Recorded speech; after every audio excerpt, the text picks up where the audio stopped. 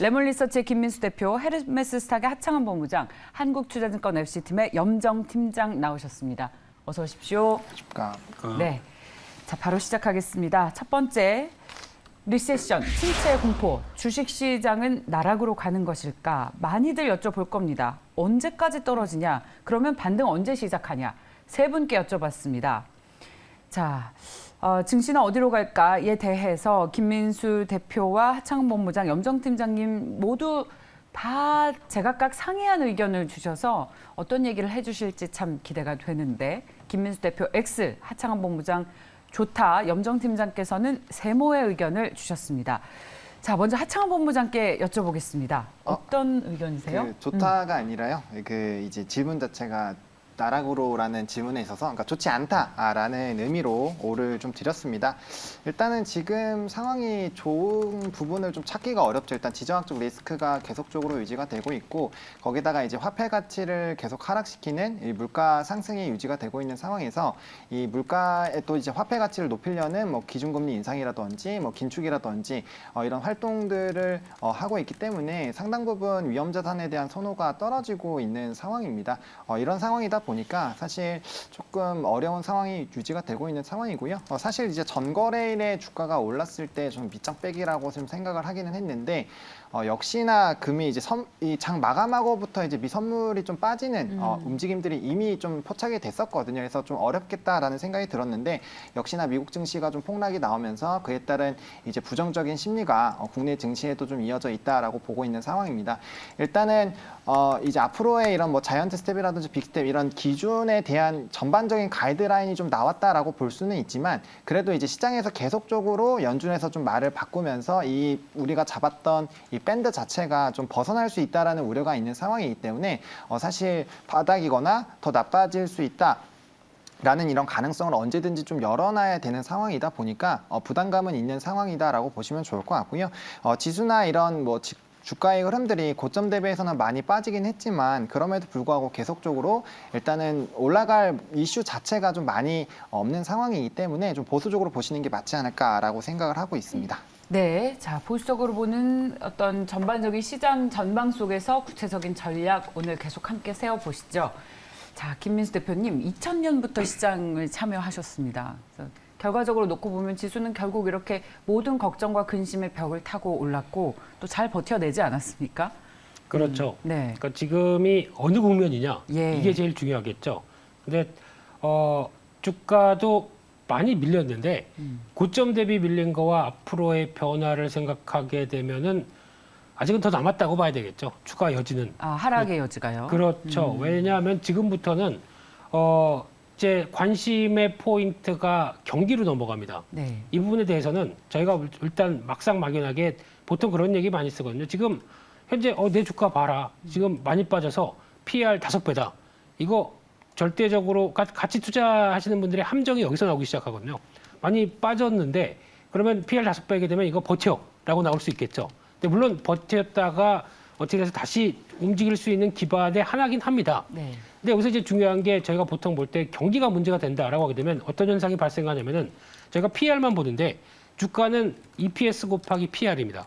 그러면은 이 두 가지 관계에서 이게 낮은 그러니까 주가가 낮다 보니까 내려왔는데 EPS 자체를 신경을 못 쓰게 되죠. 네. 근데 경기가 어떤 변화가 나오기 시작하게 되면 EPS를 건드리기 시작합니다. 그러니까 쉽게 말씀드리면은 실적이 우리가 이 정도로 알고 있는데 2분기 가니까 그보다 뚝 떨어지고 3분기에도 그보다 안 좋아지고, 그러면 지금 PER 자체가 높을 수가 없겠죠. 그러니까 네. PER 자체가 지금 계산되는 게 맞지가 않겠죠. 예. 그런 현상이 나올 수 있기 때문에 이 부분에 대해서 단순하게 보여지는 것만 가지고 신경 쓸 게 아니라 경기에 대한 부분에 체크를 해야 되는데 예.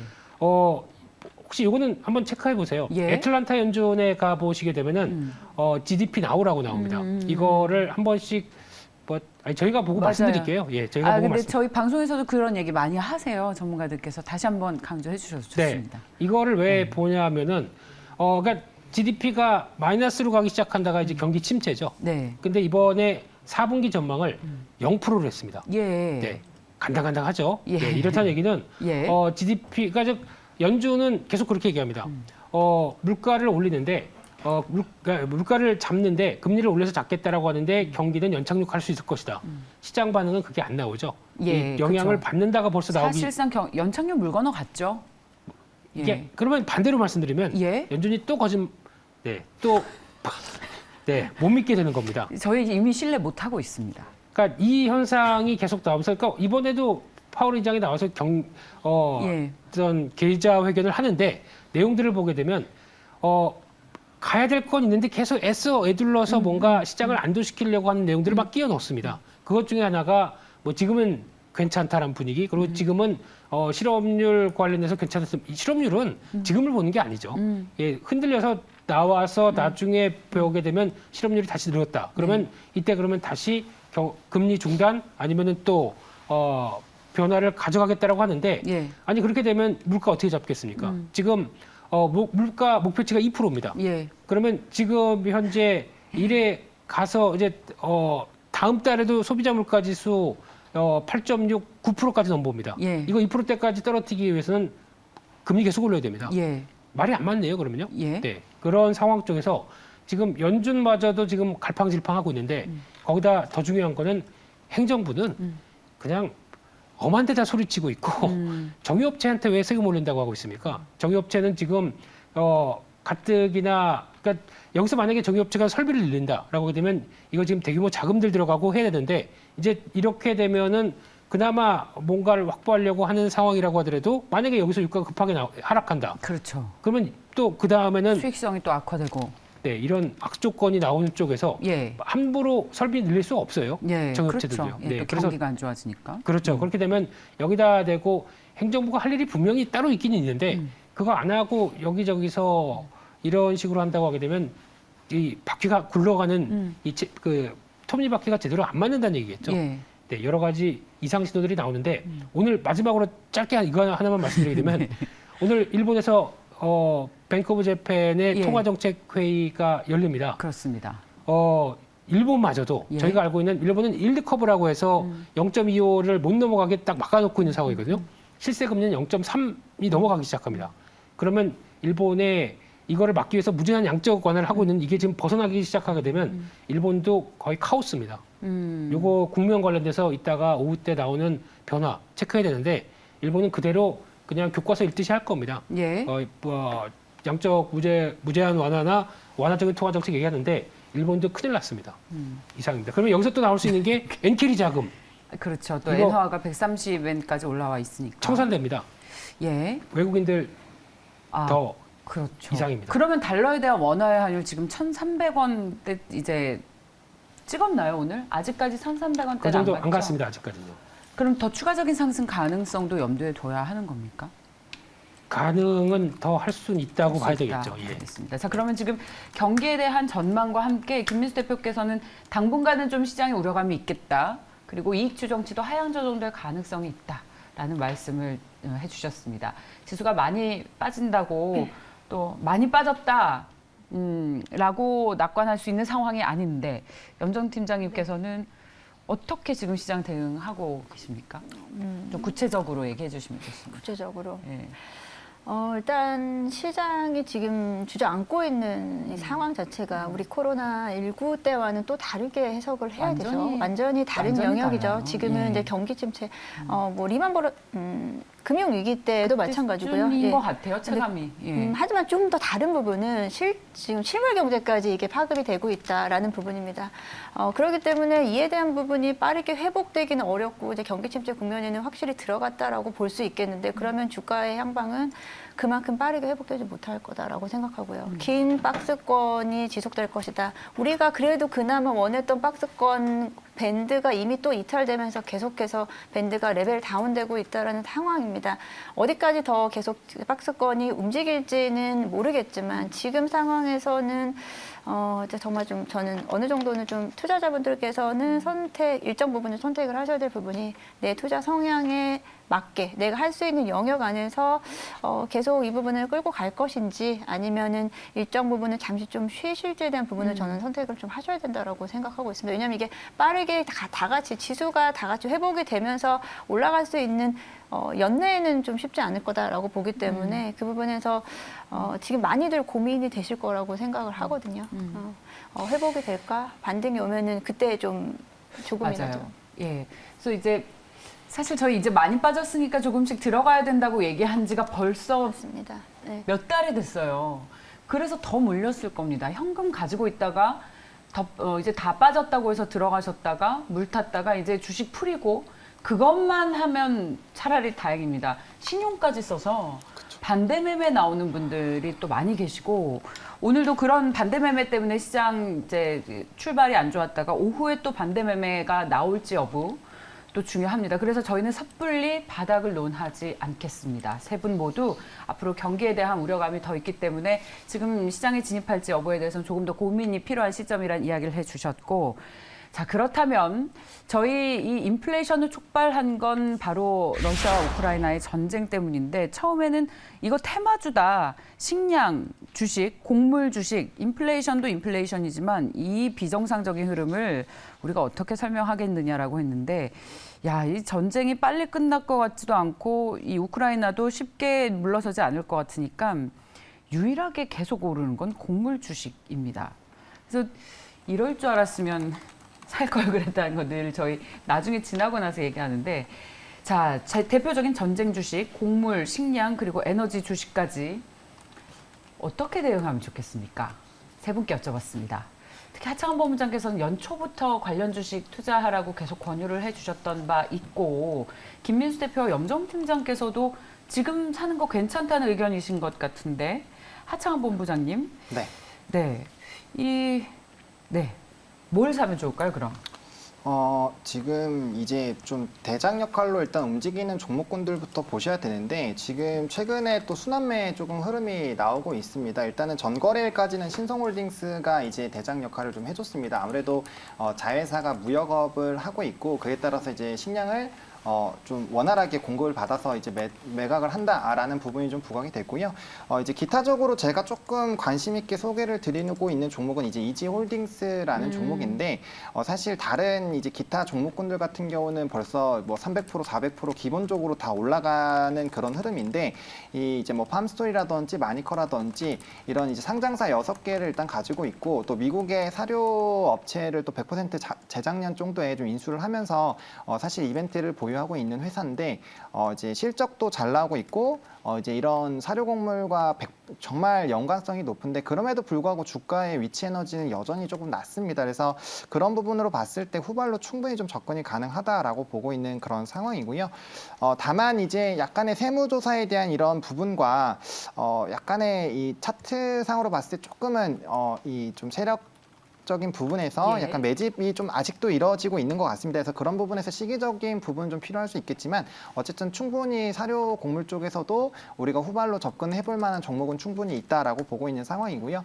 저는 계속적으로 장기적으로 볼 수 있다라고 말씀을 드렸던 이유는 일단은 파종 시기를 놓쳤던 것도 있지만 결국에는 이제 기후 변화에 따라서 주요 곡물에 대한 생산이 계속적으로 감소를 하고 있었다라는 것 그리고 전쟁이 아니더라도 식량에 대한 위기는 계속적으로 다가오고 있었다라는 점 그리고 이번에 이런 유통 이제 해운 쪽이 좀 막히다 보니까 그에 따른 이제 유통 물량이 급감하는 부분들에 따라서 이제 자국의 무역주의가 또 나타나게 된다라고 했을 때 또 단기적인 공급량들의 차질이 생긴다라는 그런 것들을 봤을 때 충분히 좀 장기적으로 갈 수 있고 올해 만약에 파종 시기를 계속 놓치고 생산량이 급감을 하게 되면 이거는 내년 적어도 후년까지도 영향을 줄 수 있기 때문에 그러한 관점에서 계속적으로 보시면 좋지 않을까라고 생각을 하고 있는 상황입니다. 예, 이제 그렇다면 저의 질문은 이겁니다. 이 식량 그리고 곡물, 비료 관련 주식들 그런데 이제 변동성이 좀 큰 것이 오늘 신성홀딩스가 어제까지만 해도 장대 양봉에 가격 제한폭까지 오르지 않았나요? 네, 이 투자주의가 이제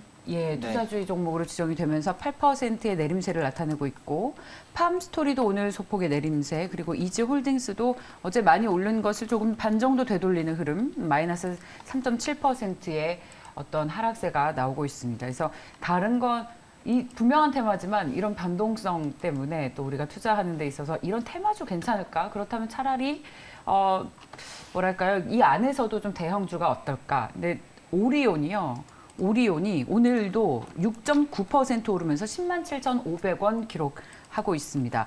3월 달에 최저가를 기록하면서 8만 원 선까지 무너졌었는데 최근에 급등세를 나타내면서 거의 11만 원 선을 눈앞에 두고 있습니다. 이게 저도 업계 관계자한테 중국에서 굉장히 잘 팔리고 있다는 얘기를 들어도 손이 가지 않았던 게 중국 봉쇄도 있었고 뭐 워낙 시장 대비 흐름이 안 좋았기 때문이죠. 이런 주식 어떻게 하면 찾을 수 있는 것인지.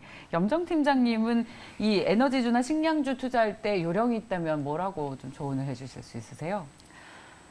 신성홀딩스 이제 곡물 관련주에서 뭐 사료주는 일단은 좀 제외를 하고요. 사료주는 좀 다른 방향으로 움직였으니까 제외하고 신성홀딩스라든지 뭐 샘표라든지 뭐 닭고기 관련주 여러 가지 종목 사실 이제 지금 식음료 관련 종목, 그 사료 관련, 곡물 관련 종목이 사실 너무 많이 좀 스펙트럼이 펼쳐져 있는데 일단은 먼저 결론만 말씀을 드리면 신성홀딩스를 제외하고는 나머지 종목들은 뭐 팜스토리도 마찬가지고 다른 종목들은 변동성을 키우면서 결국은 우리가 곡물주가 움직였던 2, 3월 대비해서 지금 올라와 있는 종목이 그러니까 고점 대비해서 지금 더 올라가 있는 종목 그렇게 많지 않습니다.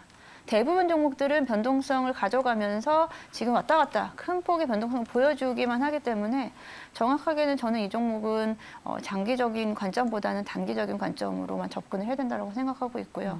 오늘 천연가스 관련된 종목들도 움직이고 있는데 이제 대표적으로 오늘 GSA 같은 경우도 오늘 장중에 24%까지 상승을 했다가 지금 변동성을 계속 키워가고 있는데 3월 전고점 대비 전쟁 막 터지고 나서 3월 전고점 대비해서 지금 한 40~50% 빠져 있는 상태입니다. 그렇기 때문에 쭉 들고 가기는 어려운 전 주식이다라고 좀 판단을 하고 있고요.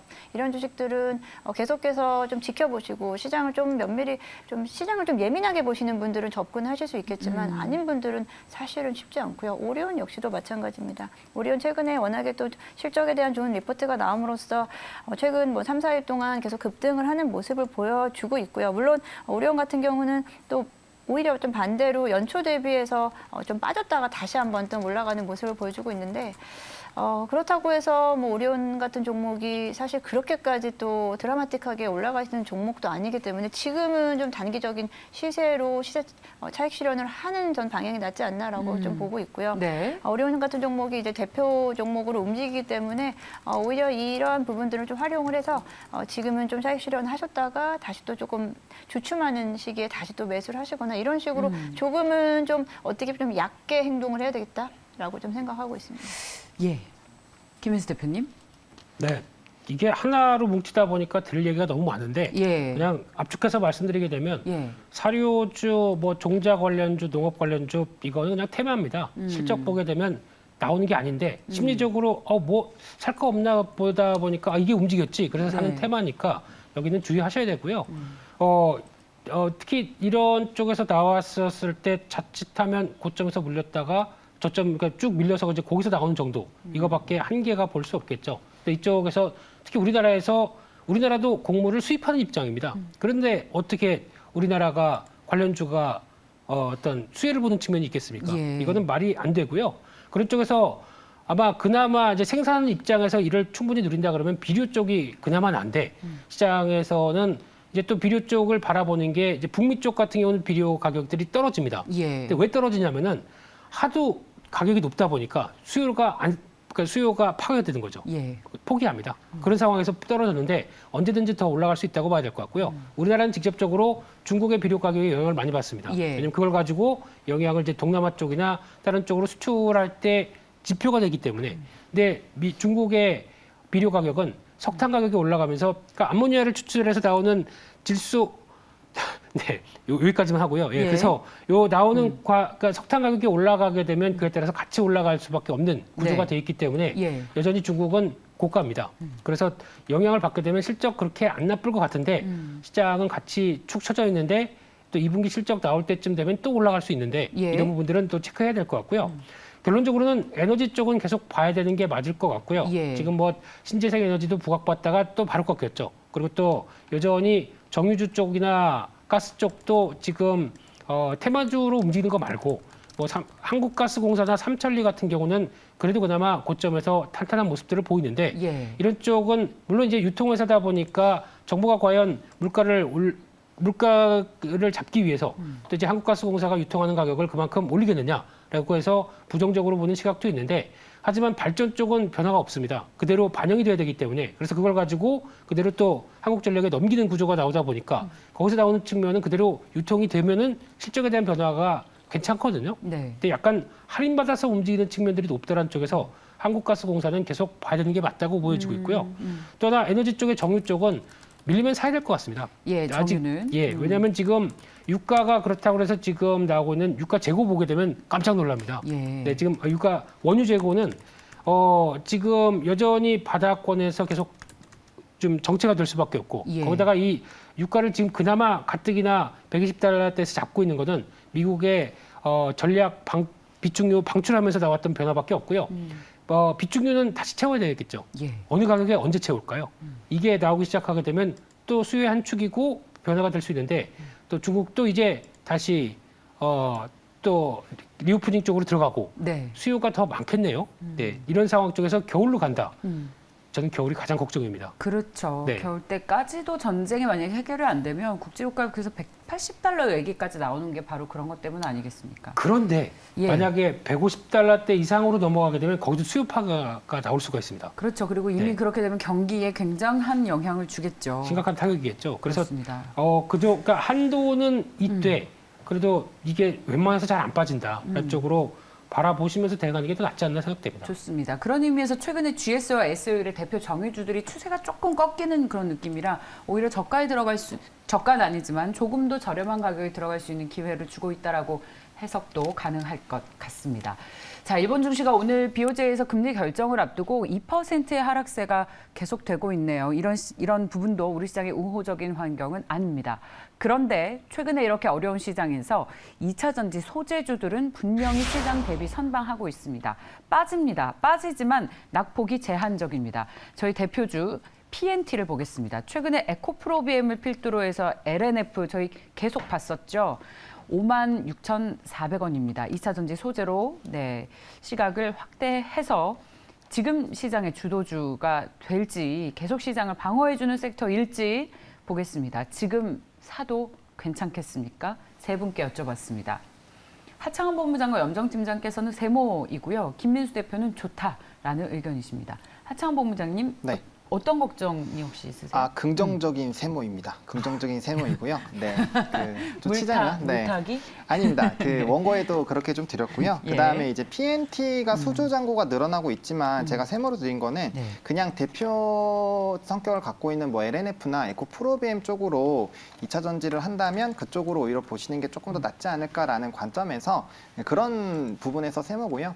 일단은 이렇게 시장이 어려움에도 불구하고 이제 관련된 종목군들 뭐 제가 말씀드린 이제 대표 종목군들의 이 주가 추이를 보시면은 시장을 이기고 있습니다. 섹터 자체가 시장을 이기고 있다라고 보여주고 있고요. 그다음에 이제 2차 전지는 전기차 시장이 확대가 되면서 무조건적으로 성장을 할 수밖에 없습니다. 그래서 단기적으로는 시장이 너무 안 좋게 됐을 때 아예 영향에서 벗어나기는 어려울 수 있겠지만 산업의 성장이 거의 확실시가 되고 있고 그다음에 실적적으로도 찍히고 있는 섹터임에 틀림이 없기 때문에 충분히 좀 접근은 가능하기는 합니다. 그래서 그런 관점에서 굉장히 좀 긍정적인데 다만 시장 자체가 너무 어렵다 보니까 긍정적인 세모로 좀 둔갑을 해서 말씀을 좀 드려보도록 하겠습니다. 염정 팀장께서는 왜 세모를 주셨어요? 일단은 지금 질문 자체가 이제 장비주 쪽에 대한 질문을 좀 말씀을 해주셨는데 물론 뭐 PNT도 좋은 회사고 장비주 쪽에 좋은 괜찮은 종목들이 좀 꽤 있습니다. 하지만 저는 이제 철저하게 시장의 흐름, 시장의 추세를 좀 보고 말씀을 좀 드리면은 일단 2차 전지 소재주라든지 2차 전지 종목들이 견고하게 시장을 받쳐주고 있는 거는 맞습니다. 2차 전지 쪽에 대한 흐름은 항상 되게 지켜보면 2차 전지 소재주 쪽에서 뭐 양극재 쪽 움직이고 뭐 음극재 쪽 그리고 뭐 동박 관련된 종목들이 또 움직인 다음에 마지막 단계가 장비주거든요. 그런 다음에 다시 또 조정이 돌아오는 저는 시기가 계속 좀 패턴이 반복됐다라고 생각하고 있거든요. 그렇기 때문에 지금 견조하게 좀 받쳐주고 있습니다. 양극재 대표 종목들 뭐 LNF, 에코프로비엠 다 잘 버텨주고 있는데 최근에 상승 추세라든지 물론 이런 시장에서 다 오르긴 쉽지 않습니다만 좀 추세적으로 조금은 좀 둔화됐다, 상승 추세 좀 둔화됐다라는 부분이 있고요.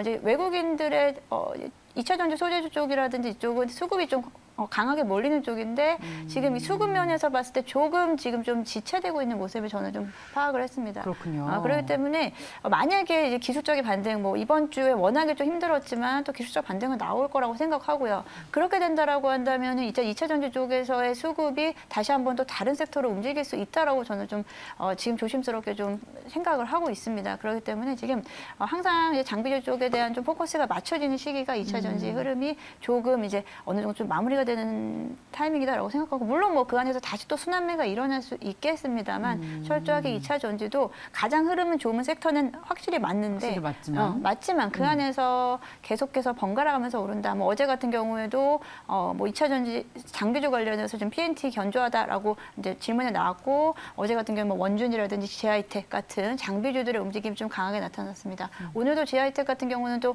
시장에서 좀 홀로 또 상승세를 이어가고 있는데 이런 부분이 그렇지만 다른 종목들 2차 전지 소재주 쪽의 다른 종목들은 지금 조금 쉬어가고 있는 모습을 보여주고 있기 때문에 2차 전지 내에서 좀 순환매를 잘 확인을 하시면서 가셔야 될 것 같다고 생각하고 있습니다. 저희 삼성 SDI와 SK 이노베이션이요. 시장 대비 이 큰 종목들이 선방하고 있는 게 삼성전자와 삼성 SDI가 이제 뭐 전기차 관련 부품 만든다. 삼성 전기차가 나올 것이라는 아직은 추측입니다만 그런 얘기도 나오면서 그렇게 어려웠던 SDI가 계속 시장 대비 반등하고 있습니다. 이런 걸 보면 2차 전지 관련한 뉴스들도 우호적인 여건이 형성이 되고 있는 것 같다라는 판단인데 김민수 대표께서 5를 주셨으니까 어떤 의견 가지고 계신지 듣고 싶습니다.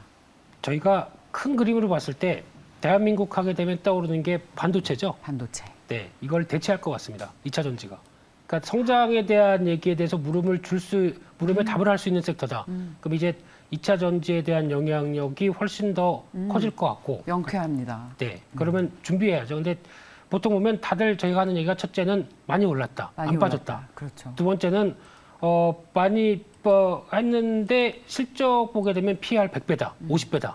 이게 성장주 금리가 올라갈 때 당연히 타격받는 게 아니냐 이런 논리 때문에 손이 선뜻 안 나가실 수도 있는데 뭐 염정 팀장님 말씀처럼 이랬다가 만약에 지금 뭐 반등이 나온다라고 하게 되면 많이 빠졌던 것 중심으로 나오겠죠. 나오는데 나와봐야 요만큼입니다. 네. 이만큼 빠지고 요만큼 올라옵니다. 예. 근데 2차 전지는 반대로 쭉 올라오다가 조정이 나오게 되면 요만큼 빠집니다. 그러니까 많이 오르고 적게 빠지고 이게 뭐죠? 다른 네. 종목은 많이 빠지고 조금 오르고. 네. 네. 그게 시장의 트렌드가 어디를 보고 있느냐에 대한 차이가 아닐까 싶기 예. 때문에 그런 거 생각을 하신다고 하게 되면 아무래도 비싼 이유가 있죠. 근데 여기서 그렇죠. 예. 만약에 전기차 시장이 다 생각했던 것만큼 죽어버렸다.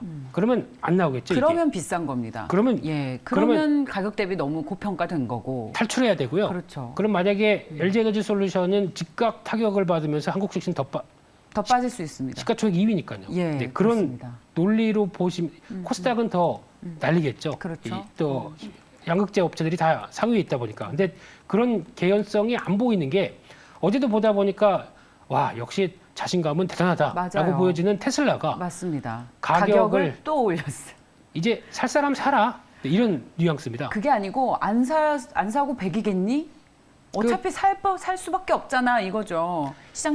가격 결정력 갖춘 회사의 대표적인 그런 왜 자신감이죠. 지금 이 시점에 이렇게 나오냐면 같은 모델로 봤을 때 포드의 모델 그 FI 150인가 이 모델하고 테슬라 가장 비싼 거 X하고 비교를 해봤을 때 $6,000 올렸습니다. 근데 이거를 1년 동안 유지비를 보게 되면 휘발유가 올라오다 보니까 이게 차이가 $5,000가 난다고 하더라고요. 1년 동안의 차이가. 그러면 차라리 지금 그냥 $6,000 사고 이거 1년 탈 거 아니잖아. 그러니까 2년, 3년 갔었을 때 우리 지금 $6,000 올린 거 사는 게 더 이득일 거야 라고 얘기하는 게 지금 테슬라의 전략이죠. 그럼에도 불구하고 꺾이지 않는다라고 하게 되면 전기차의 앞으로의 변화 요인들을 여기서 더 말해준다고 봐야 되겠죠. 그래서 여전히 이쪽 시장은 성장하는 시장이다. 이런 쪽에 무게를 두고 대응하셔야 될 것 같습니다. 좋습니다. 자, 염정 팀장이 혹시 하고 싶으신 얘기가 분명히 있는 걸로 느껴졌어요. 저도 2차 전지가 예. 시장의 주도주라고는 저는 누차 말씀을 드렸기 때문에 예. 그에 대한 뷰는 당연히 맞고 김민수 대표님 말씀이 당연히 맞는데 이제 시장을 지금은 조금은 제가 앞서 말씀 좀 얕게 봐야 된다. 얕게. 야, 얕게? 스마트. 그렇죠. 약간 좀 전략적으로. 그렇죠. 네. 제일 스마트 하시네요. 네. 전략적으로 좀 접근을 해야겠다라고 생각을 했을 때 해서. 2차 전지가 지금 워낙에 흐름이 견조했기 때문에 만약에 시장이 반등 시에는 오히려 쉬어갈 수 있는 모습을 보일 수 있겠다라고 생각하기도 하고 사실 이 부분을 제가 어떻게 이게 오케이, 좋습니다. 그죠? 예. 그러니까 이렇게 볼까요? 긴 시각으로 봤을 때 2차 전지 분명 시장 주도할 것이고 우리나라 반도체라고 했던 것처럼 대한민국 2차 전지 삼성전자를 사겠냐라고 봐야 2차 전지 대표주를 사라라는 얘기로 저는 해석이 되는데 염정 팀장께서는 당분간 증시 변동성 염두에 두고 어떤 트레이딩 관점에서도 함께 참고를 해야 된다라고 정리를 해보도록 하겠습니다. 자, 2차 전지 뜨거운 감자였습니다. 그렇다면 더 뜨거운 감자일 수 있는 다음 주제로 넘어가겠습니다. 그래서 삼성전자입니다. 5만 원까지 떨어졌죠. 5만 원 드디어 찍었는데 버틸까요? 아니면 지금 더 사면 될까요? 삼성전자 볼 수밖에 없습니다. 오늘 외국인 투자자들이 전기전자 업종 집중적으로 매도하면서 삼성전자를 또 팔고 있습니다. 2% 가까이 떨어진 59,700원인데 세 분의 의견을 듣겠습니다. 버텨라, 사라. 야, 또 다 다르네요. 김민수 대표 O, 하창한 본부장 X, 염정 팀장님 세모를 주셨습니다. 자, 하창한 본부장님.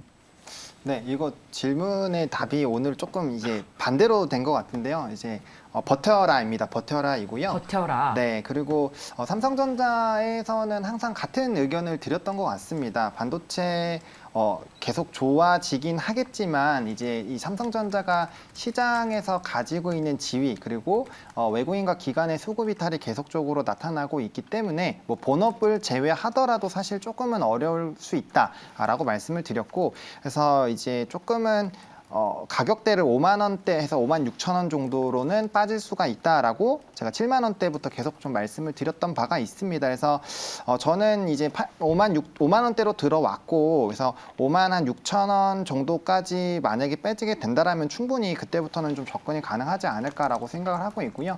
일단은 본업에 대한 부분에서도 사실 약간의 물음표가 많이 생기고 있는 상황입니다. 물론 이제 실적적인 부분이라든지 이런 것들은 잘해주고 있지만 뭐 이제 파운드리 쪽이라든지 앞으로의 이런 경쟁력을 봤을 때 지금 뭔가 삼성전자를 무조건 투자를 해서 수익을 볼 수 있다라는 생각이 들기에는 지금 시장이 녹록지 않고 뭔가 턴어라운드 할 만한 정말 어떠한 이런 빅 이벤트가 아직은 없는 상황이다라고 보여지고 있습니다. 그래서 조금은 안타깝지만 조금 더 보수적으로 보시는 게 맞다라고 보고 있고요.